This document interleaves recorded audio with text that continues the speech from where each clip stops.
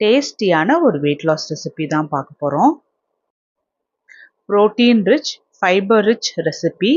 அரிசி சேர்த்தாம தான் நம்ம சேனலில் ரெசிபீஸ் அப்லோட் பண்ணிகிட்ருக்கோம். அது கூடவே நான் சாப்பிட்ற சைட் டிஷ்ஷுமே உங்கள் கூட ஷேர் பண்ணிகிட்ருக்கேன். இது போல் வெயிட் லாஸ் ரெசிபீஸ்க்கு நம்ம சேனலை சப்ஸ்கிரைப் பண்ணிக்கோங்க. பவுலில் 1 கப் சோளம் எடுத்திருக்கேன், வெள்ளைச்சோளம்.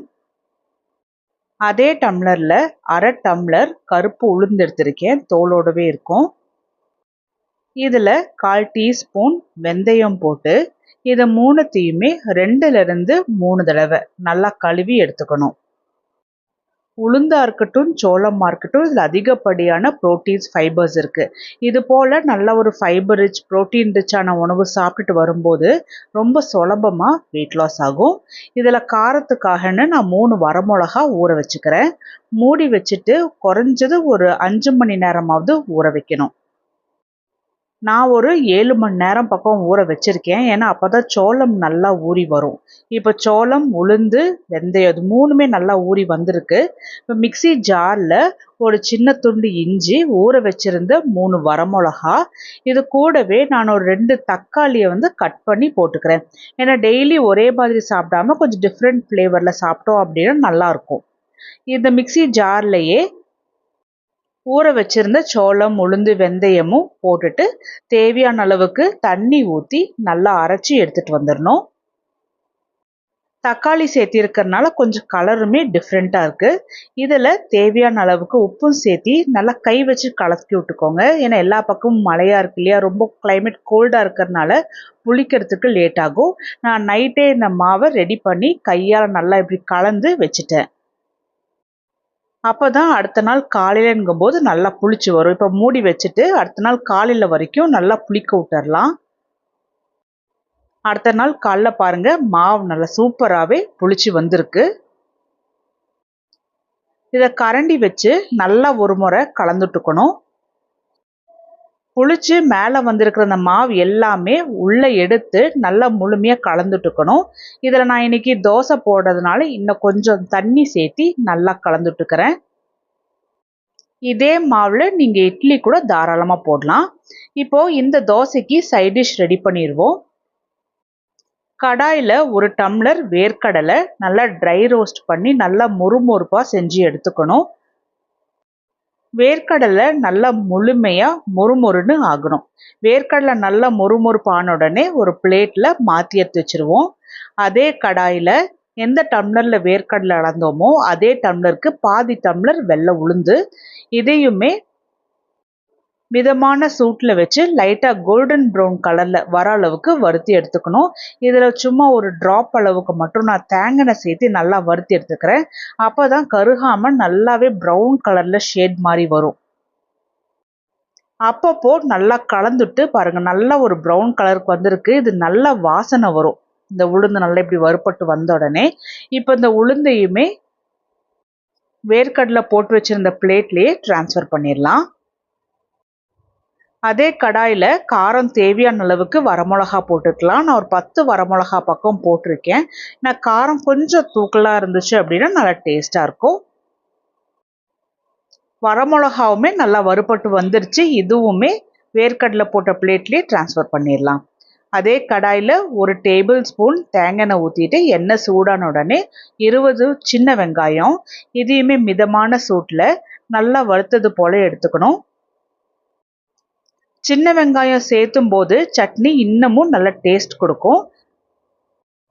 சின்ன வெங்காயம் லைட்டாக பிங்க் ஆனதுக்கப்புறம் சட்னிக்கு தேவையான அளவுக்கு கல்லுப்பு, கொஞ்சமாக புளியும் சேர்த்தி மிதமான சூட்டில் நல்லா வறுத்தது போல் எடுக்கணும். அப்பப்போ நல்லா கலந்துட்டு வெங்காயத்தை நல்லா ஒரு லைட் ப்ரௌன் கலரில் வறுபட்டு எடுத்தாச்சு. இதில் ஒரே ஒரு பச்சை மிளகா போட்டு நல்லா வறுத்தி எடுத்துக்கிறேன். ஏற்கனவே வரமிளகாவும் போட்டிருக்கோம், அதனால் ஒரே ஒரு பச்சை மிளகா மட்டும் சேர்த்தினா போதும். ஏன்னா பச்சை மிளகா நல்ல ஒரு ஃப்ளேவர் கொடுக்கும். இதில் ஒரே ஒரு நார்மல் சைஸ் தக்காளியை நான் 4ஆக கட் பண்ணி போட்டிருக்கேன். தக்காளியுமே வெங்காயத்தோட சேர்த்து நல்லா வதங்கி வரணும். இதில் ஒரு கை நிறைச்ச கருவேப்பிலையும் போட்டு நல்லா கலந்துட்டுறணும். ஒவ்வொரு இன்க்ரீடியன்ஸை இப்படி போட்டு கலந்து விடும்போது அது கொஞ்சம் கொஞ்சமாக அப்படியே வறுபட்டு வரும். இது தனி டேஸ்ட் கொடுக்கும். இதில் ஒரு கை நிறைச்ச கொத்தமல்லியும் போட்டு நல்லா கலந்துட்டுக்கணும். கொத்தமல்லியும் நல்லா வெங்காயம், தக்காளி, கருவேப்பிலையோட சேர்த்து நல்லா வதங்கி வந்திருக்கு. இதை ஆற வச்சிடலாம். வறுத்து வச்சிருந்த உளுந்து, வேர்க்கடலை, வரமிளகா இது மூணுமே நல்லாவே ஆறி இருக்கு. இதை நல்லா பவுடர் போல் அரைச்சி எடுத்துகிட்டு வந்துடலாம். இது கூடவே தக்காளி, வெங்காயம், கருவேப்பிலை, கொத்தமல்லி எல்லாம் வதக்கி வச்சுருந்தோம். அதையும் போட்டுட்டு 1/4 டீஸ்பூன் அளவுக்கு மட்டும் வறுக்காத பச்சை ஜீரகம் போட்டு தேவையான அளவுக்கு தண்ணி ஊற்றி நல்லா அரைச்சி எடுத்துகிட்டு வந்துடலாம். இது போல் ஜீரகம் வறுக்காமல் பச்சையாக சேர்த்தும் போது தனி வாசனை வரும். நான் பாருங்கள் நல்ல ஒரு க்ரீமி கன்சிஸ்டன்சிக்கு வறுத்து எடுத்துகிட்டு வந்திருக்கேன். அதே கடாயில் 2 டேபிள் ஸ்பூன் அளவுக்கு தேங்காய் எண்ணெய் ஊற்றிட்டு எண்ணெய் சூடான உடனே 1/4 டீஸ்பூன் கடுகு, ஒரு 5 வரமிளகா உடைக்காமல் போட்டிருக்கேன். ஏன்னா கொஞ்சம் காரம் தட்டாமல் இருக்கும் அப்படிங்கிறதுக்காக. இது கூடவே கொஞ்சமாக கருவேப்பிலையும் போட்டு இதையுமே நல்லா வறுத்து எடுத்துட்டு ஒரு நார்மல் சைஸ் வெங்காயத்தை சின்ன சின்னதாக கட் பண்ணி போட்டு லைட்டாக ஒரு ப்ரௌன் ஷேடுக்கு வர அளவுக்கு நல்லா வறுத்து எடுத்துக்கணும். அப்போ தான் வெங்காயம் வறுபட்ட வாசனை இருக்கும்போது நல்ல டேஸ்ட்டாக இருக்கும். சட்னி எந்த அளவுக்கு தண்ணி கன்சிஸ்டன்சி வேணுமோ அந்த அளவுக்கு தண்ணி ஊற்றிக்கணும். நான் 1 டம்ளர் அளவுக்கு மட்டும் தண்ணி ஊற்றிட்டு இதில் அரைச்சி வச்சுருந்த சட்னியை ஊற்றிடலாம். நான் சட்னியில் கொஞ்சம் தான் தண்ணி சேர்த்தி அரைச்சிருக்கேன். அதனால் அது கெட்டியாக இருந்தது. மிக்ஸி ஜாரில் ஒரு 1/2 டம்ளர் மட்டும் தண்ணி சேர்த்தி நல்லா க்ளீன் பண்ணது போல் எடுத்துட்டு இது போல் சட்னியில் ஊற்றிடலாம். இப்போ நல்லா கலந்துட்டுட்டு சட்னியை கொதிக்க விடக்கூடாது. வேர்க்கடலையெல்லாம் சேர்த்திருக்கிறதுனால இந்த தண்ணி ஊற்றினாலுமே நல்ல கெட்டியாகவே சட்னி வந்துடும்.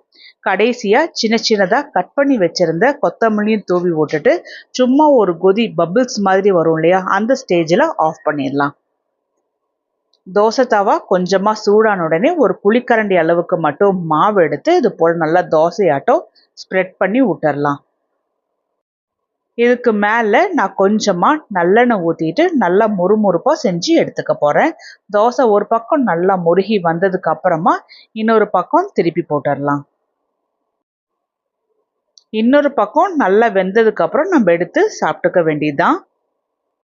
இது போல் ஒவ்வொரு நாளைக்கு ஒவ்வொரு விதமாக கொஞ்சம் வித்தியாசமான ஃப்ளேவரில் செஞ்சு சாப்பிடும்போது ஒரே மாதிரியாக பிடிக்காத உணவு சாப்பிட்றது போல் ஃபீல் இருக்காது. இதே போல் நான் இன்னொரு தோசையும் போட்டு எடுத்துக்கிறேன். இது போல் தானிய வகையில் தோசை இல்லை இட்லி இது போல் செஞ்சு சாப்பிடும்போது 1-2 சாப்பிட்டாவே நல்ல ஒரு ஸ்டொமக் ஃபில்லிங்காக இருக்கும்.